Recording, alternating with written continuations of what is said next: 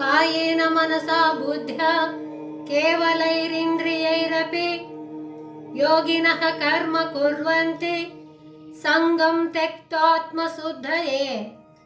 యోగులు చిత్తశుద్ధి కొరకు ఫలితంపై ఆసక్తిని విడిచి శరీరం చేత, మనస్సు చేత, బుద్ధి చేత ఆసక్తి లేనటువంటి ఇంద్రియముల చేత కర్మలను చేస్తున్నారు అని శ్రీకృష్ణుడు అర్జునుడితో చెప్పాను.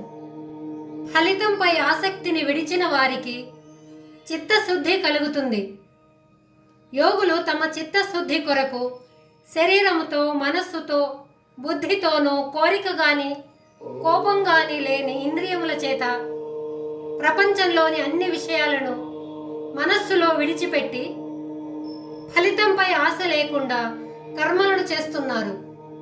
అభిమానం కానీ ప్రేమ కానీ లేని ఇంద్రియాలతో ఏదైనా పనులను చేసినప్పుడు చిత్తము పరమ నిర్మలంగా మారుతుంది.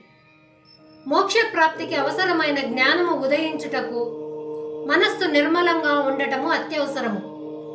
ఎందుకంటే మనస్సు నిర్మలంగా లేనప్పుడు జ్ఞానము చిగురించదు. కాబట్టి అటువంటి చిత్తశుద్ధి కొరకు యోగులు ఆసక్తి లేకుండా కర్మలను ఆచరిస్తారు.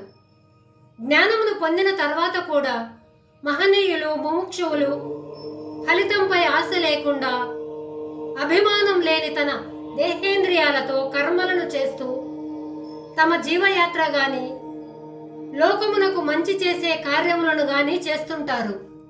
అందువలన చిత్తశుద్ధి కలిగి తద్వారా జ్ఞానమును పొంది విముక్తుడు అవుతున్నాడు.